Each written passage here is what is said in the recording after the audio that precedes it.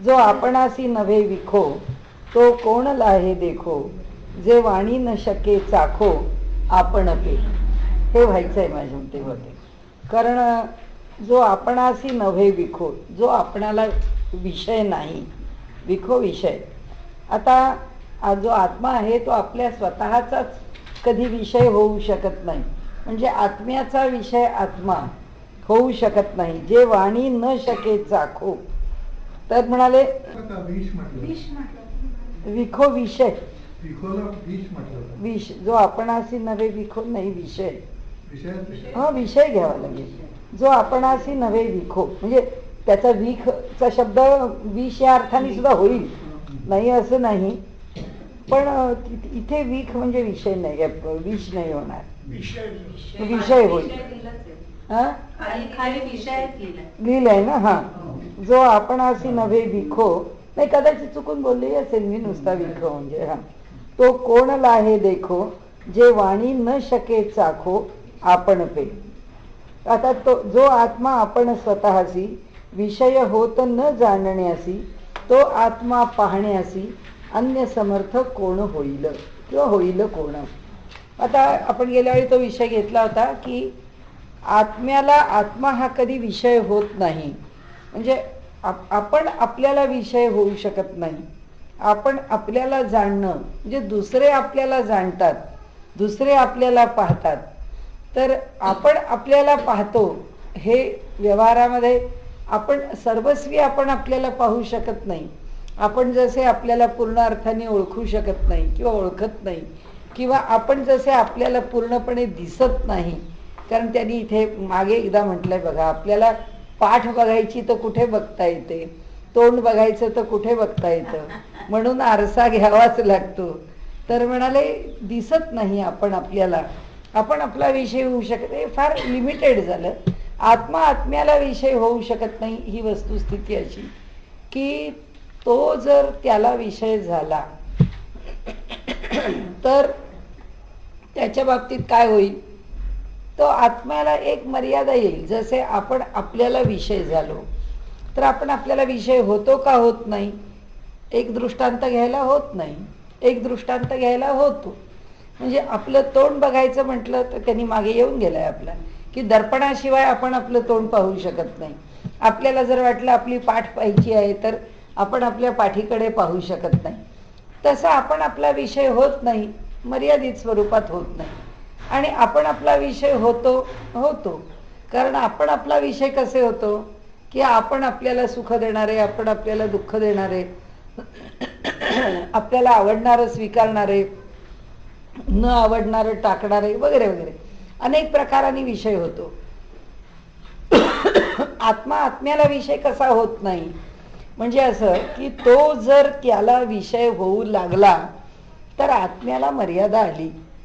तो मर्यादित झाला ना, कारण त्यांनी त्याला विषय म्हणून मानला. म्हणून आपल्याकडे कसं म्हटलंय की आत्म्याला मी आहे हे भान आहेच कुठे, म्हणजे आत्मा मी आहे हे भान ठेवत नाही. हे दोन प्रकारांनी त्यांनी मांडलंय. उपनिषदांनी वेगळ्या स्वरूपात हा विचार मांडलाय. उपनिषदांनी मांडलंय ते असं मांडलंय की हे सगळं ब्रह्मांड आहे, हे सगळं पसरलेलं त्याचं ऐश्वर्य आहे. त्याला कुठे दिसतं, त्याला कुठे कळतं. दिसतं म्हणजे तो त्याच्या मूळ रूपामध्ये जेव्हा असेल, केवळ स्फुरणात्मक रूपामध्ये, त्याला याची जाणीव पण नाही आहे की हे किती आहे काय आहे. म्हणजे अगदी नेमक्या शब्दात बोलायचा उपनिषदांचा विषय तर उपनिषद असं म्हणतात की आत्म्याला आपल्यापासून निर्माण झालेलं हे सगळं ब्रह्मांड तरी कुठं माहिती आहे. म्हणजे हा अमृतानुभवाचा विषय की आत्मा त्याच्यापासून दूरच आहे, या ब्रह्मांडापासून तो अस्पर्शच आहे, या ब्रह्मांडाला तो स्पर्शलेला नाही. दुसरं हा एक प्रकार झाला, तो स्पर्शलेला नाही. हा दुसरा प्रकार काय, तर त्याला जर कळलं की माझी व्याप्ती या ब्रह्मांडापुरती आहे, त्याला जर कळलं की मी निर्माण केलेलं जग अजून एक 5 ब्रह्मांड आहे, असं जर समजा त्याला कळलं तर विषय संपला. म्हणजे तो एवढ्यातच मर्यादित झाला. म्हणजे परमात्मा हा असीम आहे असं होणारच नाही. आणि त्यामुळे आत्मा आत्म्याला विषय होत नाही. काही बाबतीत आपण आपले विषय होत नाही. आपण मगाशी म्हटलं तसं की आपल्या देहामध्ये काय बदल चालले आहेत आपल्याला माहित नाही. आपण म्हणतो अहो काही नाही, आता मी सकाळपासून म्हणते काही नाही, मी भराभरा चालते आणि अचानकच पाय दुखायला लागले. अरे पण ते केव्हापासून ती प्रोसेस सुरूच असणार. ती आपल्याला जेव्हा दृश्य होते तेव्हा आपल्याला एका क्षणात जाणवतं की अरे तर पाऊल पुढे टाकूच देत नाही. पण कोणतीच गोष्ट कार्यकारण भावाचा विचार केला तर अशी एकदम उद्भवतच नसते. तिच्या मागे चांगला दीर्घ काळ आहे किंवा ती कार्यकारण प्रक्रिया चालू आहे. त्या प्रक्रियेतून तुम्हाला काहीतरी त्रास झालेला आहे. असा एकाएकी काही होत नाही. कारण कार्यकारण भावामध्ये हे आहे आणि म्हणून हे घडलंय. आम्हाला आमचा देह पूर्ण अननोन आहे. आम्ही म्हणतो आम्हाला काही कळत नाही आत काय चालतं ते. आम्ही म्हणतो की आमच्या मनाला आम्ही ओळखलं असं म्हणतो, पण तरी सुद्धा आम्ही आमच्या मनाला ओळखत नाही. कारण आमचं मन केव्हा कसं वागतं आम्हाला कळत नाही. आणि मग आपण म्हणतो आश्चर्य आहे, आपणच असे बोललो, आपणच असे वागलो, आपल्याच मनात असा विचार आला. आता ते टी व्हीवरचे निरनिराळ्या गोष्टी ऐकायला लागलो आणि लोकांची उलटसुलट काहीतरी प्रतिक्रिया ऐकली की मनामध्ये विचार येतो खरोखरच हे क्रांतिकारक बरे होते की फार माणसं वेडीवाकडी वागायला लागली की आधी त्यांना संपवून टाका, की त्यांचे विचार त्यांनाच संपवून नष्ट करा. वास्तविक पाहता कुणी कुणाला नष्ट करणं हा खरं म्हणजे योग्य त्याचं सोल्युशन नव्हे, हा त्याचा योग्य पर्याय नव्हे. की तुम्ही दुसऱ्याला मारून आणि कुणाचाही आवाज बंद करून कुठलीही गोष्ट मिळवू शकत नाही. पण आपल्या मनाचा विचार येतो की हे संपवा आता यांचं बोलणं. हे आता साहित्य संमेलनाच्या संदर्भात इतकं गदारोळ ऐकतोय, असं वाटतंय की हे कोण कशा करता, हे काय चाललंय, आणि त्याच्यावरती लोक काय वाटेल त्या प्रतिक्रिया देत बसलेले. आता काय म्हणायचं या सगळ्या प्रतिक्रियांना. आणि आता परवाच्या सुद्धा पाकिस्तानच्या हल्ल्यावरती तो जो हल्ला झाला त्याच्यावरती तिथे जे लोकांचं कवित्व, जे जतींद्र देसाई ज्या तऱ्हेने बोलत होते त्या बोलण्याला अक्षरशः काही अर्थ नव्हता. आणि एक माणूस नाहीये, ऑर्गनायझेशन आहे. एखादी ऑर्गनायझेशन असे विचार निर्माण करते आणि देशाचं नुकसान करते की आपल्या मनात सुद्धा विचार येतो की हे काय आहे, हे सगळे संपवा या लोकांना एकदा. केव्हा तरी एकदा क्रांती होऊन हे सगळं संपलं पाहिजे आणि मग जे राहील ते चांगलं तरी राहील. कोण ठरवणार चांगलं काय वाईट काय, पण तरी विचार येतोच ना मनामध्ये. म्हणजे आपण काय कुणाचे खून मारामाऱ्या करणारे लोक आहोत का? पण तरी सुद्धा आपल्या मनामध्ये विचार येतो काही नाही, हे सगळं नष्ट झालं पाहिजे, हे सगळं संपलं पाहिजे. म्हणजे आपण सुद्धा आपल्याला ओळखत नाही की आपण काय आहोत, आपल्याला नेमकं काय अपेक्षित आहे, आणि माहिती नाही की कोणत्या वेळी आपल्या मनात कसे विचार येतील, काय येतील. हा लौकिकातला भाग झाला. म्हणजे आपण हा त्या तुलनेला नाही घेतला. पण आत्मा स्वतःला ओळखत नाही म्हणण्यापेक्षा तो स्वतःचं स्वरूप जाणत नाही. एक लक्षात घ्यायचं आपण की त्यांनी त्याचं स्वरूप जाणलं म्हटलं की तो मर्यादित झाला. त्यामुळे तो त्याला जाणत नाही. म्हणून जो आपणासी नव्हे विखो, म्हणून जो आत्मा स्वतःला विषय होत नाही तो कोण लाहे देखो. तर म्हणाले जर तो आत्मा जो आहे तो कसा काय पाहिला जाईल, त्या आत्म्याचं स्वरूप आपल्याला कसं कळेल. म्हणून जो जाणणे रूप आपण त्यासी पाहू शके कोण. तो कसा आहे, जाणणे रूप, जाणणं म्हणजे ज्ञान, तो ज्ञानरूप आहे. तर तो ज्ञानरूपानी स्वतः आहे, तर त्याला कसं कोणाला पाहता येईल. का की पाहणारा नुरे आन आत्माचा आत्मा सर्वत्र. कारण पाहणारा सुद्धा त्याला जर खरंच पाहू गेला तर तो तोच होऊन राहिला. म्हणजे आत्म्याला जर पाहायला जायचं तर तो आत्म्याला वेगळा होऊन पाहूच शकणार नाही. कारण आत्म्यापेक्षा वेगळं दुसरं काही नाहीच आहे. आणि त्यामुळे आत्म्याला पाहणं कुणालाच शक्य नाही आहे. म्हणून ते म्हणतात अन्य समर्थ होईल कोण, कोण दुसरा त्या आत्म्याला पाहू शकणार आहे. जो जाणणे रूप आपण त्यासी पाहू शके कोण. का की पाहणारा नुरे आन, कारण पाहणारा वेगळा राहत नाही. आत्माचा आत्मा सर्वत्र. काय आहे तर आत्मा सगळीकडे भरून राहिला. त्यामुळे आत्म्याला आपलं अमुक एक रूप, स्वरूप, मर्यादा या आत्म्याला सुद्धा नाही, आत्मा जाणत नाही. तसंच त्याचं व्यापक रूप म्हणजे कसं, आमच्या प्रकट रूपामध्ये नेहमी दोन बाजूने आम्ही तत्वज्ञान जाणतो. एक बाजू जाणतो ती व्यष्टी म्हणजे व्यक्तीच्या पातळीवर, व्यक्तीच्या पातळीवरती सगळे निकष लावतो आणि तत्वज्ञान जाणतो. दुसरा निकष ब्रह्मांडाच्या पातळीवर लावतो आणि तत्वज्ञान जाणतो. आता व्यक्तीच्या म्हणजे व्यष्टीचा निकष लावला तर आत्मा आत्म्याला पाहत नाही, कारण आत्म्याला मर्यादित स्वरूप नाही, म्हणून आत्मा आत्म्याला पाहत नाही. आत्मा आत्म्याच्या ठिकाणी मर्यादित स्वरूपात कुठे प्रकट होत नाही. हे एक झालं. समष्टीच्या स्वरूपामध्ये पाहायला गेलो तर समष्टीच्या स्वरूपामध्ये त्यालाच माहिती नाही आहे की तो किती पसरलेला आहे, म्हणजे त्यामुळे तो त्याचा विषय नाही. जाणणं किंवा तो स्वतः ज्ञानरूप असल्यामुळे तो कुणाचं ज्ञान करून घेणार. म्हणजे साखर जर गोड आहे तर ती गोड साखर दुसऱ्या कोणत्या गोडाचं ज्ञान करून घेणार? ती म्हणते मी गोडी रूप आहे, तर माझी जी गोडी आहे ती लोक चाकतील, ती त्या गोडीचं ज्ञान काय करून घेणार? कारण तीच गोड आहे, ती आणखीन कशाचं ज्ञान करणार? अशा अर्थाने त्यांनी म्हटलंय आत्मा कशाचं ज्ञान करून घेऊ शकत नाही. जो जाणणे रूप आपण त्यासी पाहू शके कोण, का की पाहणारा नुरे आन आत्माचा आत्मा सर्वत्र. कारण म्हणाले पाहणारा वेगळा राहतच नाही, कारण आत्म्याला खरंच पाहायला गेला तर तो आत्माच होऊन राहतो, कारण त्याच्याशिवाय दुसरं मूलभूत अस्तित्व काही नाही. जीभ आपुली आपणा न चाखो पाही, त्यांनी दृष्टांत दिला. आपल्या जिभेनी आपल्याला काय चाखावं? जीभ जिभेला चाखू शकत नाही, जीभ दुसरा पदार्थ चाखू शकते. म्हणजे जिभेनी हे तिखट आहे, हे गोड आहे, हे आंबट आहे, कडू आहे, हे जिभेला कळतं, पण जिभेची चव जीभ नाही पाहू शकत. आणि म्हणून ते म्हणाले न चाखो पाही, अन्याकडूनही न चाखली जाईल. दुसऱ्यांना सुद्धा काही ती चाखता येत नाही असं काही कोणी म्हणत नाही, जरा तुमची एवढी जीभ द्यावं बघू कशी आहे चवी, असं काही होत नाही. तर अरे दुसराही काही कोणी तिला चाखू शकत नाही. परी ती चाखणे रूप ठाईच्या ठाई आहेच की, पण ती चाखू शकते हे तिच्या ठिकाणी हा गुणधर्म आहेच आहे. म्हणजे किती ज्याला आपण अगदी निग्लिजिबल म्हणतो अशा निग्लिजिबल डायमेन्शनमध्ये किंवा मेजरमध्ये त्यांनी ज्ञानाचं वर्णन केलंय. आता हे जिभेचं वर्णन का केलं? कारण आत्मा जर ज्ञानरूप आहे तर जीभ कशी आहे? ज्ञानरूपच आहे. म्हणून ही सगळी ज्ञानेंद्रिय आहे. ही ज्ञानेंद्रिय का? डोळे कसे आहेत? ज्ञानरूप. मर्यादा आहे, डोळ्याला कॅटरॅक्ट होईल, डोळ्यामध्ये मोतीबिंदू होईल, डोळ्यामध्ये काजबिंदू होईल, डोळ्याची दृष्टी क्षीण होईल, पूर्ण डोळ्यावर पडदा येईल. ते आता मोतीबिंदूसारखं कुणाच्या डोळ्यात ते फूल पडलं म्हणतात, तसं ते मोठ्याच्या मोठं मोतीबिंदूचं स्वरूप काय वाटेल ते होईल.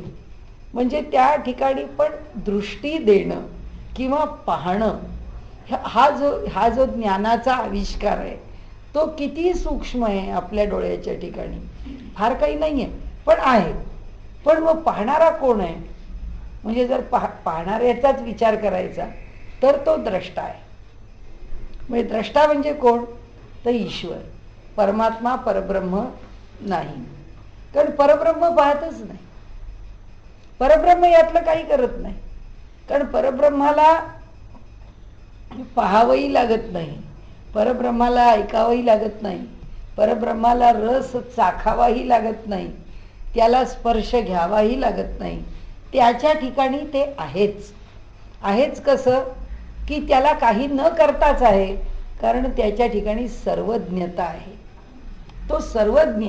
आपल्याला परमेश्वराचे हे गुणधर्म समजून घेणं फार अवघड आहे की ही लक्षणं तो सर्वत्र आणि सर्वज्ञ एका वेळी कसा असू शकतो हे काही आपण समजून घेऊ शकत नाही.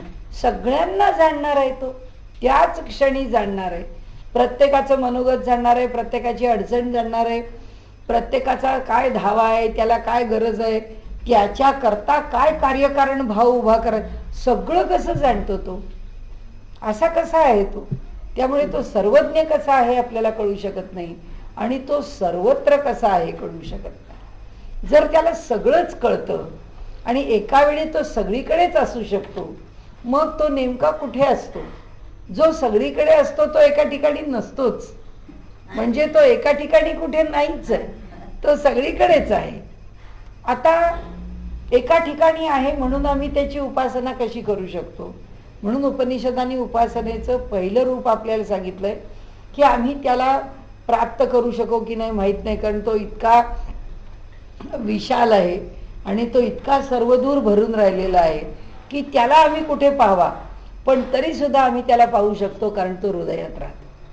एवढं एकच उपनिषदामध्ये ईश्वराला प्राप्त करण्याकरताचं दिलेलं सोल्युशन आहे, उत्तर आहे की आम्हाला तो प्राप्य आहे का नाही आहे. का आहे? कारण तो हृदयात राहतो म्हणून. तो सगळ्या ब्रह्मांडात राहतो, याच्यातून तो आम्हाला प्राप्य आहे असं आम्हाला. आम्ही त्याला कुठून बोलवायचा? आपल्याकडे त्याच्याकरता सुद्धा कथा आहेच महाभारतातली. तर ती द्रौपदी जेव्हा धावा करते त्यावेळी द्रौपदीने जेव्हा धावा केला आहे तेव्हा द्वारकावासीन श्रीकृष्ण असा धावा केलाय की द्वारकावासीन श्रीकृष्णा मला आता तू संरक्षण दे आणि माझ्याकरता तू ये आणि माझं संकट तू दूर कर. तो द्वारकावासीन श्रीकृष्णाला म्हणजे नंतर ती विचारते की भगवंता तुला मी द्वारकावासीन म्हणून हाक मारली, पण हा दुःशासन माझ्या वस्त्रांना हात लावू शकला आणि माझी वस्त्र फेडण्याकरता तो खेचू शकला. तो खेचेपर्यंत तू का थांबला? तू का नाही आला? तर भगवंत म्हणाला मी आलेलोच होतो, पण तू मला गोविंदा म्हणून हाक मारल्यावर मी तुझ्या जवळ आलो. तू जेव्हा द्वारकावासी, गोष्ट आहे कीर्तनकाराची पण आपल्याला तत्व समजण्याकरता, म्हणाले तू मला द्वारकावासीन म्हणाल्यामुळे मी द्वारकेला गेलो आणि कारण द्वारकेला जायला लागलो मला, म्हणून मी द्वारकेला गेलो, मग द्वारकेवर आलो कारण द्वारकावासीन म्हणालीस म्हणजे द्वारकेत मला निवास केला पाहिजे आणि मग तिथून आलं पाहिजे. मग म्हणाले तू मला जेव्हा गोविंद म्हणालीस त्यावेळी म्हणाले मी तुझ्याकरता जवळ आलो. म्हणजे अर्थात हा उल्लेख म्हणजे द्रौपदी चुक्रोश असा शब्द वापरलाय महाभारतामध्ये. तिने आक्रोश केला आणि त्याच्या नावाने आक्रोश केला आणि मग ती त्याला म्हणाली गोविंदा तू मला वाचव. त्यावेळी तो तिच्या जवळ आला. तर सांगण्याचा हेतू काय आहे? परमात्मा माझ्या हृदयात आहे एवढंच उपासना करणाऱ्याला पुरेसं आहे. ह्या सगळ्या कुठं कुठं पसरला आहे, काय आहे काय नाही, ही सगळी आपली थोडीशी काय म्हणायचं घेतलेली कन्फर्मेटरी टेस्ट आहे की आपल्या काही धारणा आहे, त्या धारणा सगळ्या असतात मनामध्ये, पण हे सगळं श्रवण कशा करताय?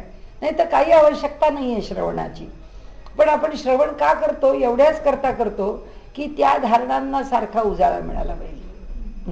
परवा आता मी एका ठिकाणी गेले होते, इथेच जवळ एक कार्यक्रम होता, त्यांचा हा मार्गशीर्ष महिन्यात असतो कार्यक्रम. तर ते गृहस्थ म्हणाले की बाई आज म्हणले इतक्या दिवसांनी पुन्हा मी प्रवचनासारखं व्याख्यान ऐकलं, तिथे त्या पुनर्जन्माच्या सिद्धांतावर होतं. तर म्हणाले मी ते प्रवचनासारखं व्याख्यान ऐकलं पुन्हा म्हणले आता माझ्या सगळ्या जुन्या विचारांना उजाळा मिळाला.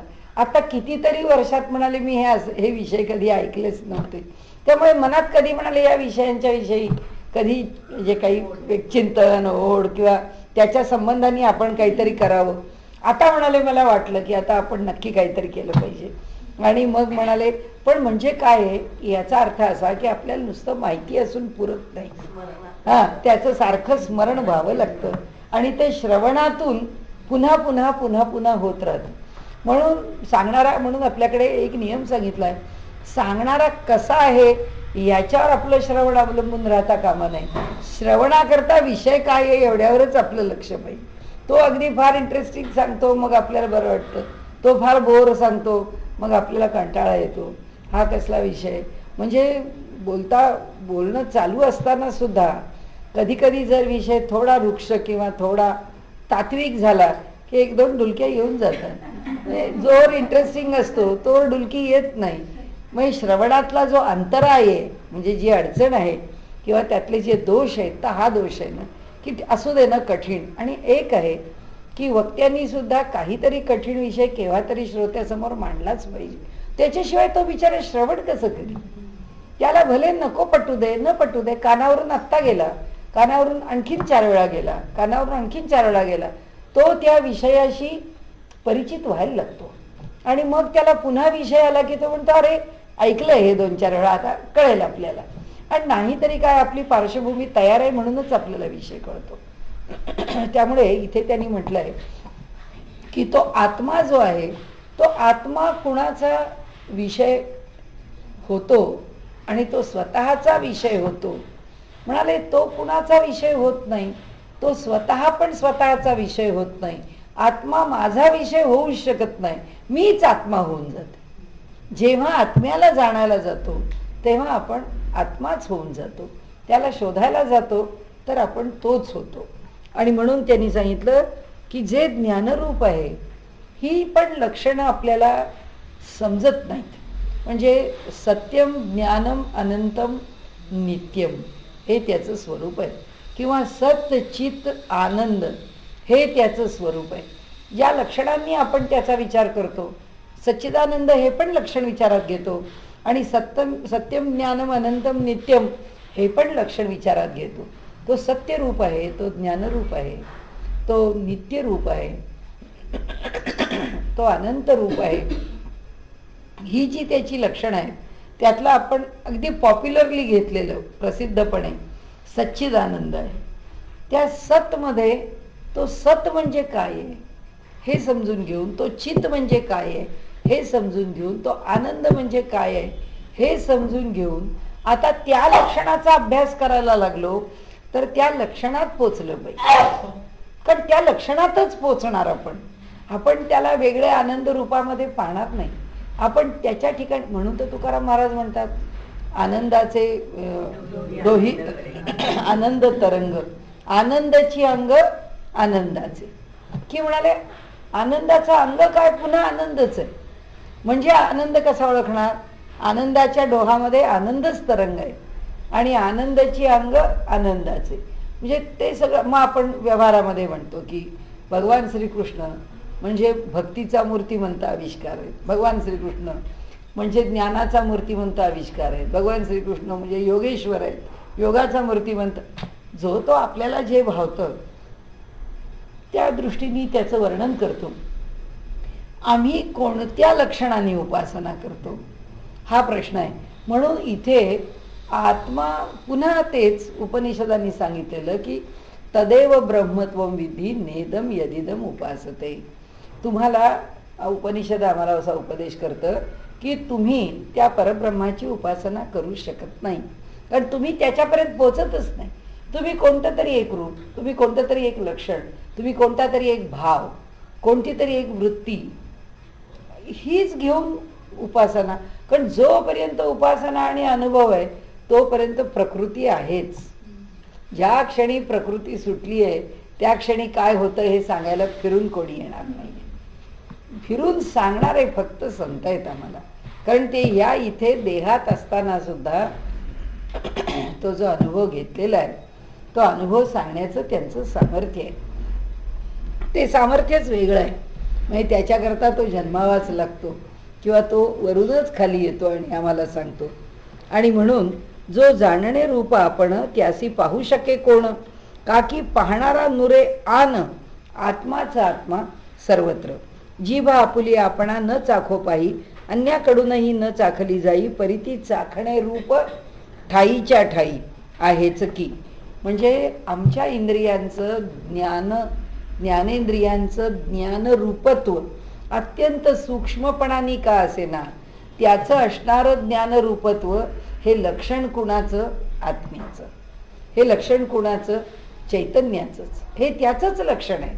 कारण त्याच्याकडे जे ज्ञानरूपत्व आहे त्याचा अंश सुद्धा नाही, अगदी काहीच नाही. अगदी ज्याला आपण नगण्य अशी जाण त्यांनी आमच्याकडे दिलेली आहे. आणि त्यामुळे आपल्याला बघताना आपल्यावरून त्याचं बघायचं तर अशा कोणत्या टप्प्यावरून आपण पाहू शकतो की मग आपण काय करायचं, त्यांनी दिलेली जाण वाढवत जायचं. तो द्रष्टा आहे, तो पाहणारा आहे, तो पाहणारा आहे, मग आपण पण द्रष्टा आहोत. कारण पाहणं हा सगळ्यात मोठा गुणधर्म आहे. मग ते द्रष्टेपण किंवा ते पाहणं या जीवनामध्ये कशाकडे आहे. मग चाललं तत्वज्ञान पुढे, आणि चालली उपासना पुढे, चालली भक्ती पुढे, चालला ज्ञानाचा विषय पुढे.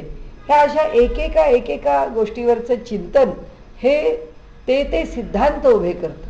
म्हणजे ऋषी तरी सिद्धांत कुठून उभे करतात, ते त्याच्या चिंतनातून एका ठोस निष्कर्षाला येतात आणि मग निष्कर्ष आम्हाला सांगतात आणि त्याच्या मागची जी प्रक्रिया आहे ती त्यांच्या ठिकाणी होत राहते. त्याला ज्ञानेंद्रिय हे नाव एकदम नाही आलं. म्हणजे आपण जे म्हणतो ना की आमची फिलॉसॉफी इंग्रजीमध्ये आम्हाला सांगता येत नाही, त्याचं कारण आहे की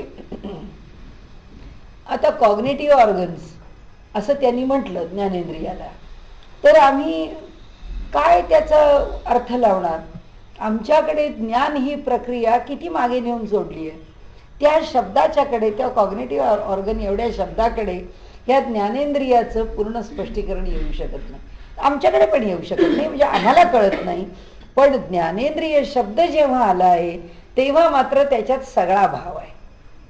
त्या शब्दामध्ये सगळे भाव आहेत की त्याला ज्ञानाची इंद्रिय का म्हटलं, त्याला इंद्रियच का म्हटलं, त्याला बहिकरण का म्हटलं, ह्याला अंतःकरण का म्हटलं. प्रत्येक शब्दाचं चिंतन जर करत चालला, ज्याला हेच काम करायचं आहे आणि ज्याला याच कामामधून विषय समजून घ्यायचा आहे, तो खूप खोलवर जाऊन चिंतन करू शकतो आणि त्या चिंतनातून तो त्याचे भाव प्रकट करू शकतो किंवा हे भाव काय आहेत हे तो जाणून घेऊ शकतो की काय हे शब्द येतात, काय हे असे शब्द वापरले जातात, कर्मेंद्रिय असाच का शब्द वापरला जातो, ज्ञानेंद्रिय असाच का शब्द वापरला जातो, हा शब्द येण्याच्या मागे कारण काय.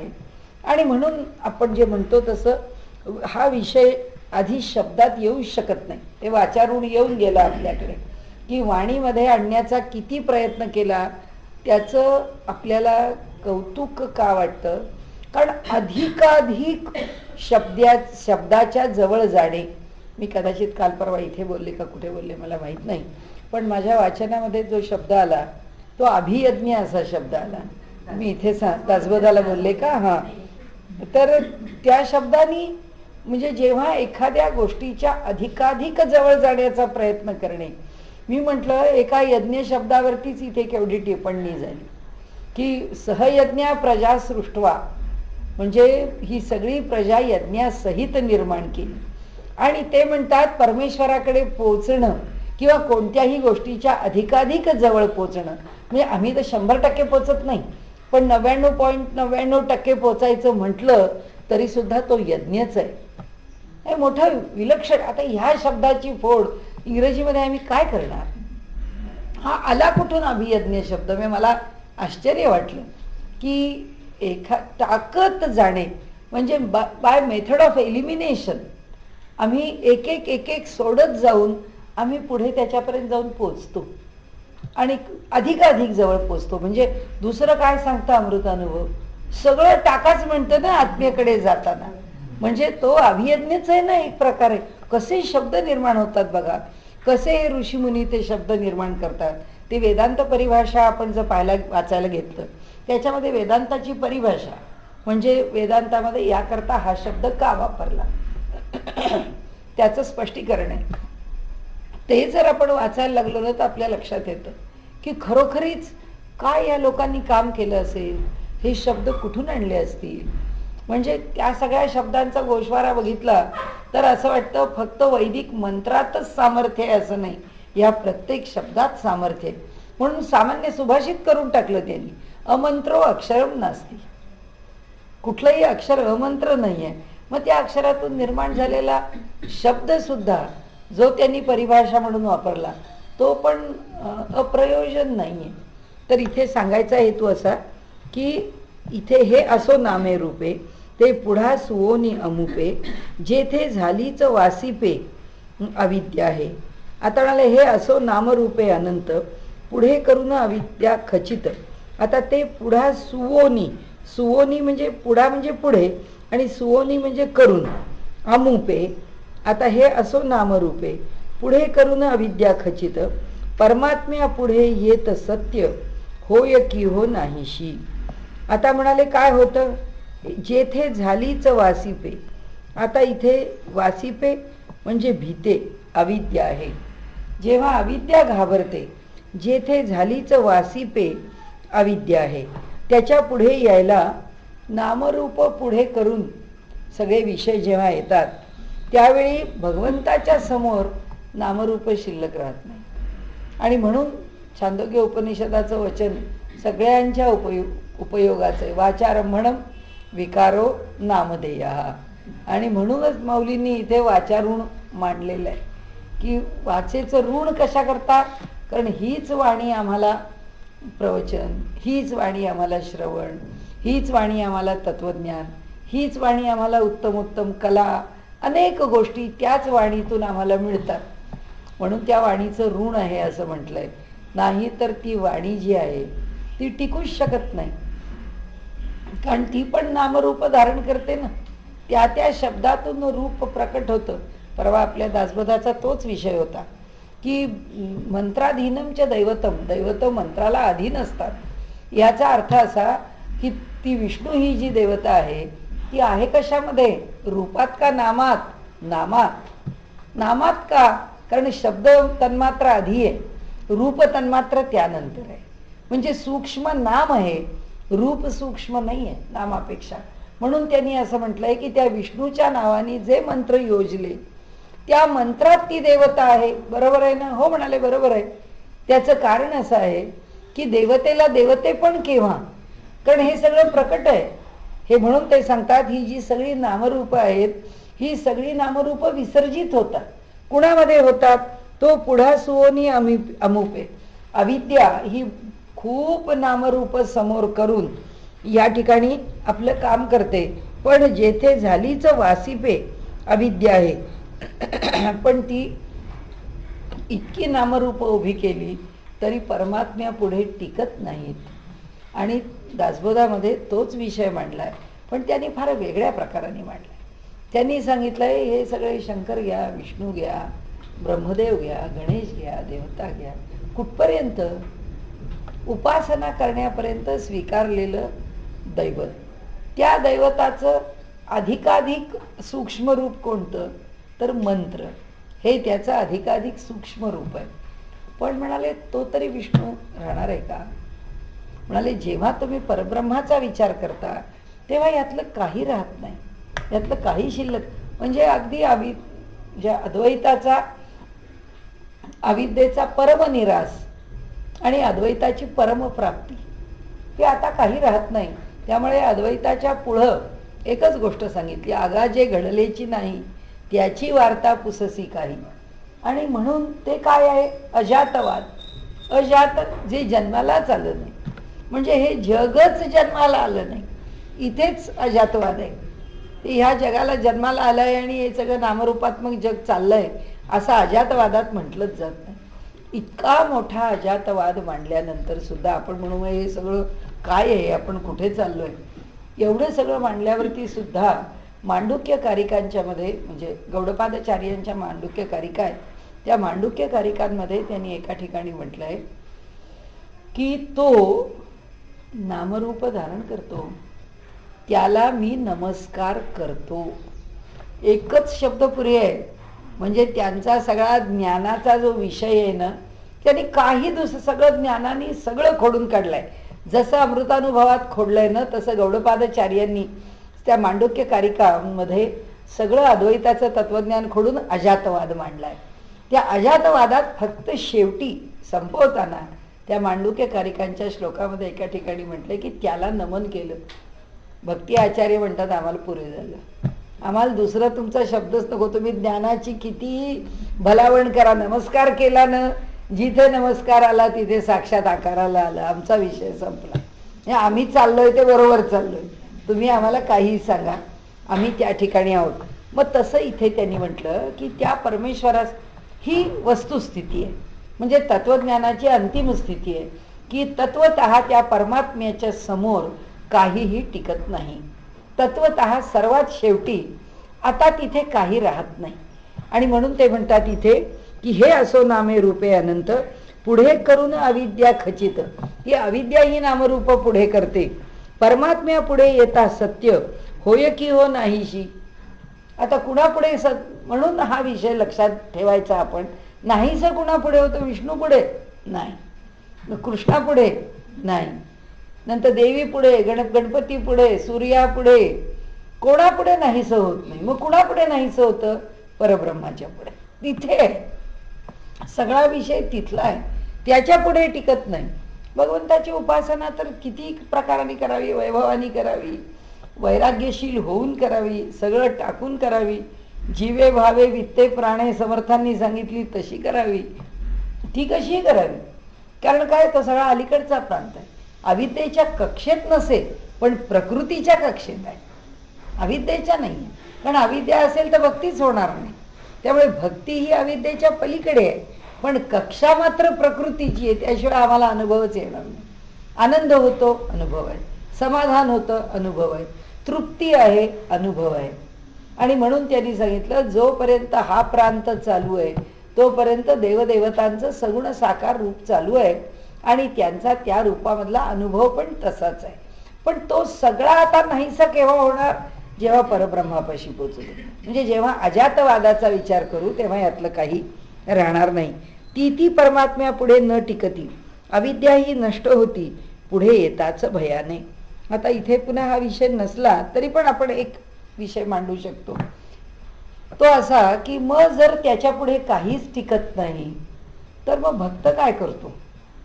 कारण भक्त भगवंताची एवढी भक्ती करतो, त्याचा एवढा अनुभव घेतो आणि संत सत्पुरुष सगुणाची भक्ती करा म्हणून सांगतात. मग काय करतात? उपनिषदांनी जे मांडलं आहे ते हेच आहे की भक्ती कशाची करतो? ज्या देवतेची करतो ती. मग ती कृष्ण असो, ती विष्णू असो, तो नरसिंह असो, तो विठ्ठल असो किंवा तो शंकर असो, कोणतीही देवता असो, पण त्या देवतेची सगुणाची भक्ती जेव्हा हा करतो, भक्ती करताना त्याचं सगुण रूप कधीही सुटत नाही. अनुभूती मात्र निर्गुणाशिवाय आणण्याची तो घेत नाही. हे संतांचं तत्वज्ञान आहे की त्याला जेव्हा अनुभव येतो तेव्हा तो त्या सगुण साकार मूर्तीचा अनुभव घेतो का? नाही. तो त्या परब्रह्माचा अनुभव घेतो, त्या निर्गुण निराकाराचा अनुभव घेतो.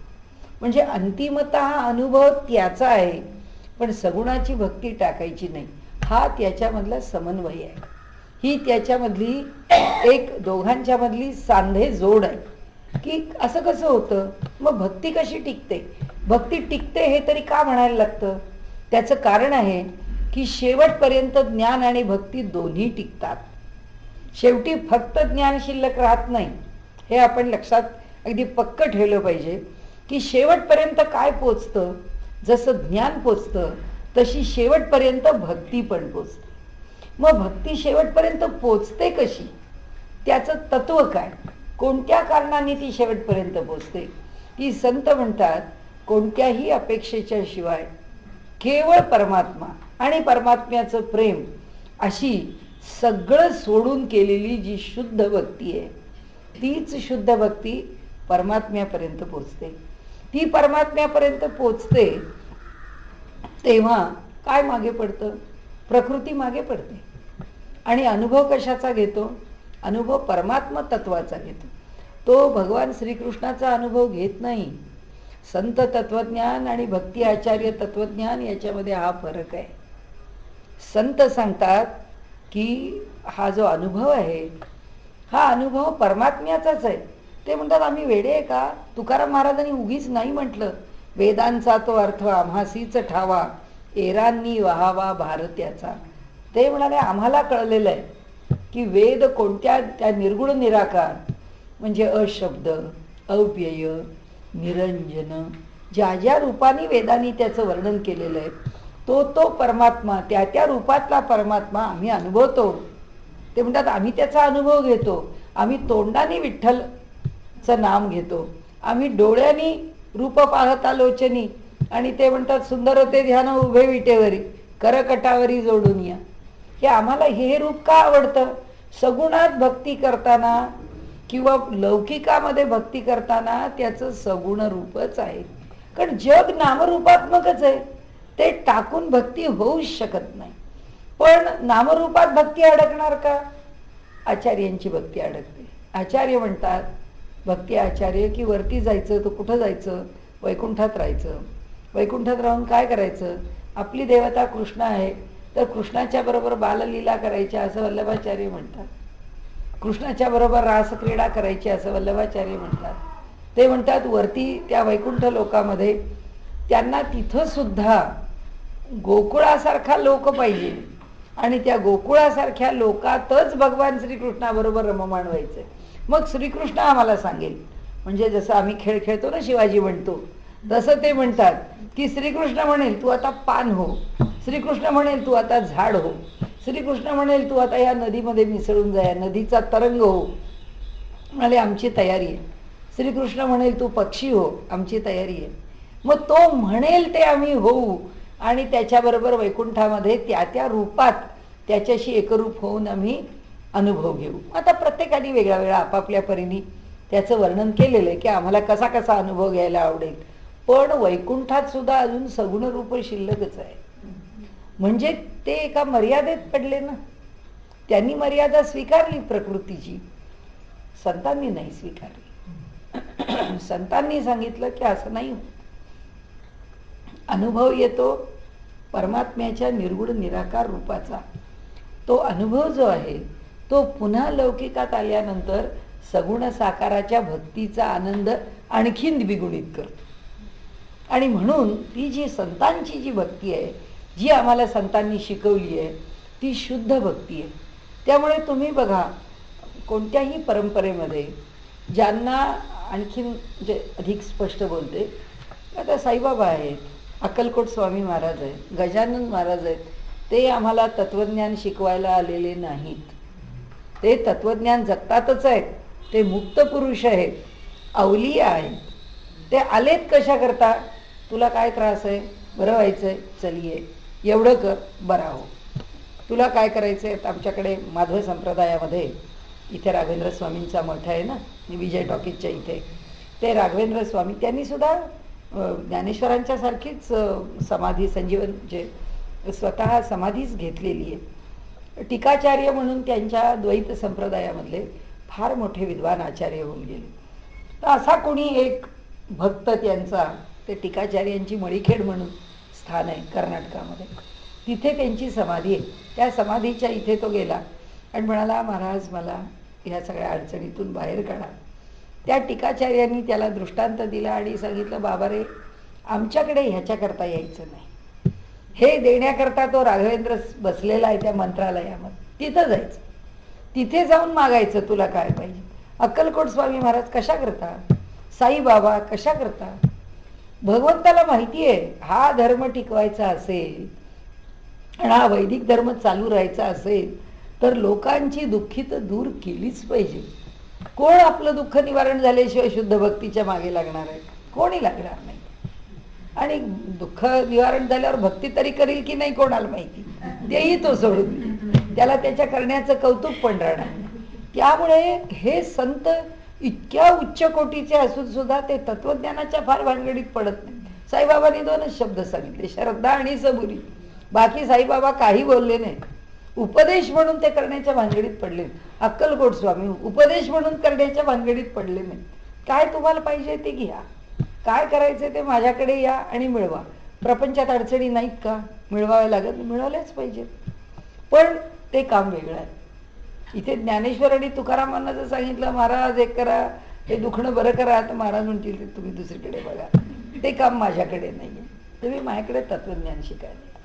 सांगण्याचा हेतू असा आहे की ह्या सगळ्या संत सत्पुरुषांनी आपल्या बाजूनी समाजाकरता शुद्ध तत्वज्ञान ठेवलेलं आहे आणि तत्वज्ञान पुन्हा भक्तीच्या मार्गावरून ठेवलंय. आणि त्या सगळ्याचा एक समन्वय गीताकारांनी केलाय. त्यांनी म्हटलंय की अर्थार्थी, जिज्ञासू, आर्त आणि ज्ञानी हे 4ही प्रकार आहेत भक्तांच्यामध्ये. त्याचं कारण आहे हे सगळे प्रकार आहेत. फक्त मला प्रिय ज्ञानी भक्त आहे का? तर तो माझं यथार्थ रूप जाणण्याचा प्रयत्न करतो म्हणून. पण जो जाणत नाही तो मला प्रिय नाही आहे का? सगळे प्रिय आहे. म्हणून माऊलींनी फार त्याचा समन्वय. संतांची जी टीका आहे, म्हणजे जगामध्ये भगवद्गीतेवर अनेक टीका निघाल्या असतील, पण माऊलींच्या टीकेसारखी टीका नाही. ज्ञानेश्वरीसारखी टीका जगामध्ये संभवत नाही गीतेवरती. काय त्या टीकेमध्ये समन्वय आहे. त्यांनी शेवटी 18व्या अध्यायामध्ये म्हटलं, आपण पुन्हा पुन्हा तो विषय मांडला की तळलिया वरलिया एकची पक्वान. काही नाही, ज्याला नमस्कार सुद्धा करता येत नाही पण ज्याचा भाव आहे त्याला सुद्धा तेच फळ आहे जो यज्ञ करून फार कठोर आचरण करून परमात्म्या प्राप्ती करता आपल्या देहाला, शरीराला, म्हणजे देहाला, मनाला आणि आपल्या विचारांनी सुद्धा संयमाने प्रत्येक गोष्ट, कारण काय मनावर सुद्धा इतकं संयम करणं फार सोपी गोष्ट नाही. सगळ्या प्रकाराने संयमाने तो ईश्वराची उपासना सेवा करतो. पण ते म्हणाले असं काही नाही आहे की त्याला काही वेगळं फळ, याला काही कमी आहे. ईश्वराच्या दरबारात त्याला काही फरक नाही. म्हणजे आपला मूळ मुद्दा सांगण्याचा काय होता की संतांनी ज्ञानाने मोक्ष मिळतो किंवा भक्तीनीच मोक्ष मिळतो. त्यांनी सांगितलं केवळ ज्ञानाने पण मोक्ष मिळत नाही किंवा मिळतो असं म्हणण्याचं कारण नाही, केवळ भक्तीनीच मोक्ष मिळतो असं म्हणण्याचं कारण नाही. संत म्हणतात भक्तीच्या परमोच्च स्थितीमध्ये ज्ञान आणि भक्ती एकच होते, दोन्ही एकच आहे. एक तर ज्ञानाच्या मार्गाने जा, नाही तर भक्तीच्या मार्गाने जा. बर, आम्हाला ज्ञानाच्या पण मार्गाने नाही जायचं आणि भक्तीच्या पण मार्गाने नाही जायचं. आम्हाला असं वाटतं आम्ही कर्मकांडी आहोत, आम्हाला यज्ञ कर्म याच्यात रस आहे. आम्ही म्हणतो आम्हाला योगामध्ये रस आहे, अष्टांग योगाचा अभ्यास आम्हाला अधिक आवडतो, आम्ही योग मार्गाने आमच्याकडे उपासना करू किंवा ईश्वराला प्राप्त करण्याचा प्रयत्न करू. पण योग मार्ग सुद्धा ज्ञानात किंवा भक्तीत परिणत व्हावाच लागतो. योग मार्ग थेट पोचत नाही, योग मार्ग ज्ञानात परिणत होतो, नाही तर भक्तीत परिणत होतो. म्हणून पतंजलींनी सुद्धा दोन्ही प्रकारची सूत्र लिहिली आहेत. अत्यंत वैराग्याच्या मार्गाने ज्ञानमार्ग अवलंबून परमात्म्याला प्राप्त करणे किंवा अत्यंत भक्तीच्या मार्गाने अंतःकरण अधिक आनंदमय करून किंवा ईश्वर शरण करून अहंकाराची आत्यंतिक निवृत्ती करून परमात्म्याला प्राप्त. कर्ममार्गात सुद्धा तेच आहे. कर्ममार्गात सुद्धा कर्माचाही अहंकार होतो, योगाचाही अहंकार होतो. दोन्ही अहंकाराची निवृत्ती करण्याकरता काहीही स्वीकारा. वैराग्य हे पण औषध आहे आणि भक्ती हे पण औषध आहे. तुम्हाला कोणतं औषध आवडतं ते घ्या. गोड खायचं असेल तर होमिओपॅथी घ्या आणि कडू काढे चालत असेल तर आयुर्वेदाचं घ्या. त्यामुळे त्यांनी म्हटलं भक्ती ही सगळ्यांना सोपी आहे, गोड औषध आहे. वैराग्य हे काही इतकं गोड औषध नाही, सोपं औषध नाही. आणि त्यामुळे सांगण्याचा हेतू असा आहे की या ठिकाणी ते जे सांगतात, आपल्याला आता अमृतानुभव वाचल्यानंतर ज्या 5-6 संकल्पना आहेत त्या आपल्या स्पष्ट झाल्याच पाहिजेत की अमृतानुभव म्हणजे काय संकल्पना त्याच्यात मांडली आहे, कुठे जाऊन पोचायचं आहे. अमृताचा अनुभव म्हणजे कशाचा अनुभव आहे हे आम्हाला नक्की लक्षात राहिलं पाहिजे. दुसरा विषय आम्हाला लक्षात राहिला पाहिजे तो म्हणजे अलीकडच्या पातळीवर मोक्ष ही संकल्पना काय आहे. म्हणजे ज्याला आपण चतुर्विध पुरुषार्थ म्हणतो, धर्म अर्थ काम आणि मोक्ष, तो जो मोक्ष प्राप्त करायचा आहे तो मोक्ष आणि अमृतानुभवानी सांगितलेला अमृताचा अनुभव याच्यात काय भेद आहे, हा दुसरा विषय आम्हाला कळलाच पाहिजे. तिसरा विषय आम्हाला कळला पाहिजे, कुणाला पुरुष म्हटलं, कुणाला प्रकृती म्हटलं, पुरुषाचं कार्य काय, प्रकृतीचं कार्य काय. पुरुष आणि प्रकृती यांच्यामध्ये जे बंधन आहे किंवा त्याचा जो अनुबंध आहे तो अमृतानुभवाने कसा स्पष्ट केलेला आहे ते आमच्या लक्षात आलंच पाहिजे की पुरुष प्रकृतीतला अनुबंध कोणता, तो अनुबंध आम्हाला माहिती पाहिजे. त्यानंतर अमृतानुभवात त्यांनी आत्तापर्यंत आपल्याला काय काय बाजूला करायला सांगितलं की परमात्मा जाणून घेताना अनेक लक्षणांनी जाणून घेतला. ती लक्षणं कोणती आणि ती लक्षणं परमात्मा तत्वापर्यंत टिकतात का, मग ती टिकत नाहीत तर का टिकत नाहीत, आणि ती जर टिकत नसली तर मग ती लक्षणं कशी टाका म्हटलंय. आणि त्यांनी सच्चिदानंद घेऊनच लक्षणं टाकायला सांगितले. ज्या माध्यमातून आपल्याला त्यांनी वाचारूढ म्हटलेलं आहे त्या माध्यमातून या 4 वाणी आहेत, त्या 4 वाणींच्या माध्यमातून अनुभव आहे. कारण नाम म्हटलं तरी सुद्धा परावाणी आहे, त्यानंतर ज्ञान म्हटलं तरी सुद्धा परावाणी आहे. कारण वाणीच्या, नाही तर शारदेचं कौतुक आम्ही सगळीकडे केलंच नसतं. मंगलाचरण करताना गणेशाबरोबर शारदेचं जे नमन आहे त्या नमनामध्ये 4 वाणींचं नमन आहे. आणि या वाणी ह्याच या संबंध जगाच्या निर्मितीच्या मुळाशी आहेत. कारण मूळ तन्मात्र शब्द आहे ना, त्यामुळे ते स्फुरण आहे आणि त्या स्फुरणाचा लौकिक आविष्कार वाणी आहे. आणि ती 4 प्रकारची वाणी, परावाणी अत्यंत सूक्ष्म आहे. पश्यंती वाणी त्याच्यापेक्षा कमी आहे, नंतर मध्यमा आहे आणि वैखरी आहे. ही प्रत्येक वाणी आम्हाला ज्ञान देणारी आहे, पण ही प्रत्येक वाणी अडसर आहे. म्हणजे त्यांनी आपल्याला जे सांगितलं आहे की कोणतीच वाणी परमात्म्याच्या समोर टिकत नाही, परावाणी सुद्धा टिकत नाही. मग ह्या चारही वाणी जर टिकतच नाहीत तर ह्या वाणींचा काही उपयोगच नाही का? माऊलींनी आधी नाही नाही नाही करून त्या वाणी नाकारल्या आणि शेवटी आपल्याला सांगितलं की नाही, त्या वाणींचा उपयोग आहे. कारण त्याच वाणीने आम्ही अहम ब्रह्मास्मी म्हणतो, त्याच वाणीने आम्ही सर्वम खल्विदम ब्रह्म म्हणतो, म्हणजे वाणी पुन्हा उपयुक्तच आहे. मग ही वाणी उपयुक्त आहे तर या वाणीला नमन करू का? त्यांनी सांगितलं वाणीला नाही नमन करता येत, कारण ही सगळी वाणी परमात्म्याच्या समोर नाही टिकत. मग परमात्म्याच्या समोर टिकणारं काय आहे? तर म्हणून या वाणीचं जे माझ्यावर ऋण आहे, जी वाणी मला तत्वज्ञान सांगते, अहम ब्रह्मास्मी सांगते, सर्वम खल्विदम ब्रह्म सांगते, ती जी वाणी आहे त्या वाणीचं ऋण फेडायला मी नमस्कार कोणाला करतो? गुरुला नमस्कार करतो. गुरुला नमस्कार करून मी वाणीचं ऋण फेडलं, असं तिथे शेवटी ते म्हणतात.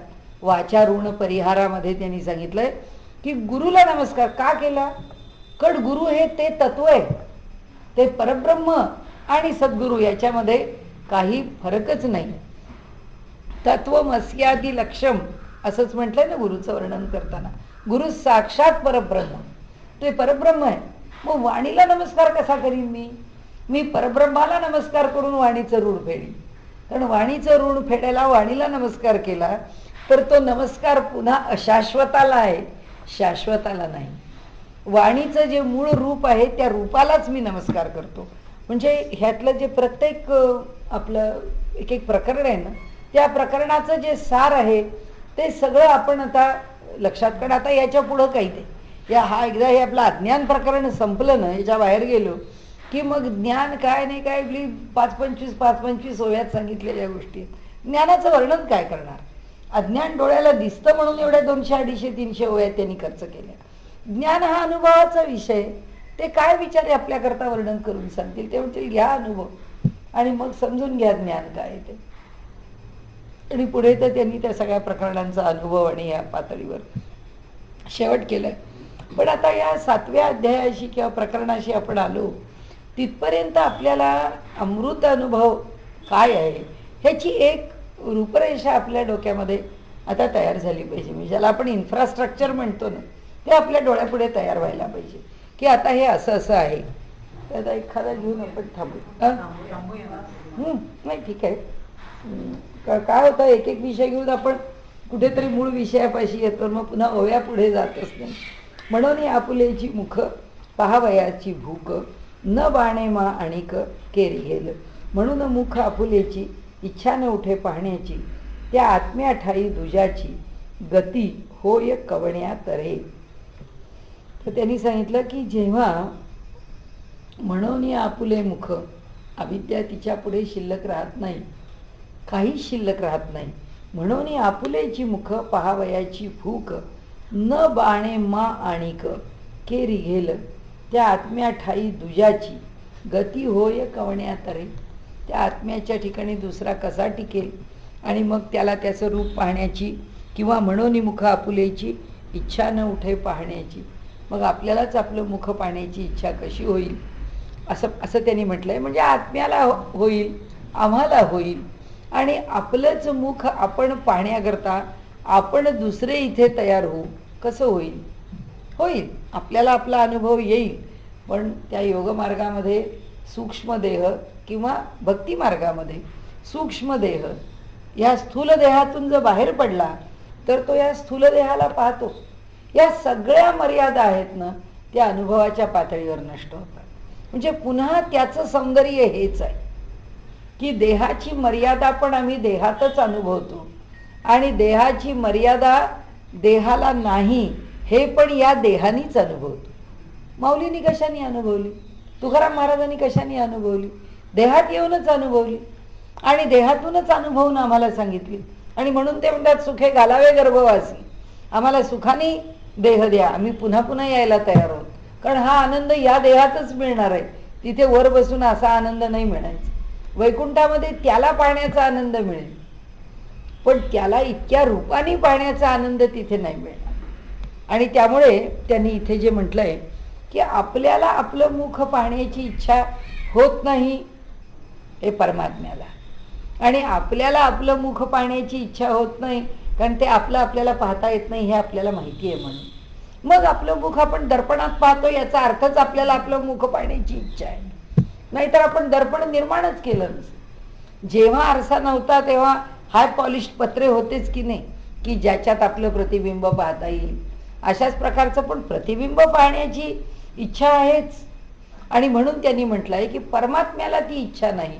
आम्हाला इच्छा आहे का नाही, आम्हाला आहे पण आणि आम्हाला नाही पण, अशा दोन्ही अर्थांनी विषय आता आपण इथे संपवूया. नाडेल जो वादी कोडे आतुची परी बाहेर सवडे तैसा निर्णो सुनाट पडे केला येथ. म्हणाले वादीच्या इथे खाली त्यांनी म्हटलंय की जुगाराच्या खेळामध्ये म्हणाले काय आता तो खेळ असेल आपल्याला माहिती नाही, पण त्यांनी म्हटलंय की वादीचा जुगार म्हणजे वादी म्हणजे दोरखंड, त्याला काहीतरी ते पुढे असं म्हणतात काडी नये घालिता छिद्रात. आता तो काय जुगार आहे, कशातून माहिती नाही, ते कशातनं ओवतात आणि काय झालं की म्हणजे आता कसं असतं ते जुगार खेळायला बसलं तर पत्ते घेऊन बसतात किंवा कशाचा तरी जुगार असतो, कशावरती तरी बेट लावायची आणि जुगार खेळायचा.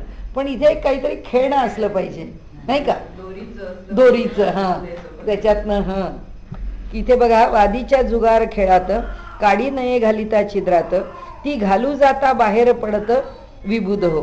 म्हणजे एके प्रकारचा जुगार खेळ वादीचा, या खेळात छिद्राचा ठाव नुमगे एके ठाई. ते छिद्र वाटेल तेथे विबुध हो फिरविले जाते, म्हणून नये काढीते नेमके छिद्रात घालिता. म्हणजे आताचं जसं एखादं ऑब्जेक्ट आहे, मुव्हिंग ऑब्जेक्ट, आणि ते बरोबर तुम्ही तुमचा निशाणा त्याचा धरायचा, तसं काहीतरी असावं, काय माहिती नाही नेमके. तेथे काडी घालणाराने जैसा छिद्राचा निश्चय करणे तैसा आत्मा ऐसे येथे म्हणणे हेही व्यर्थ.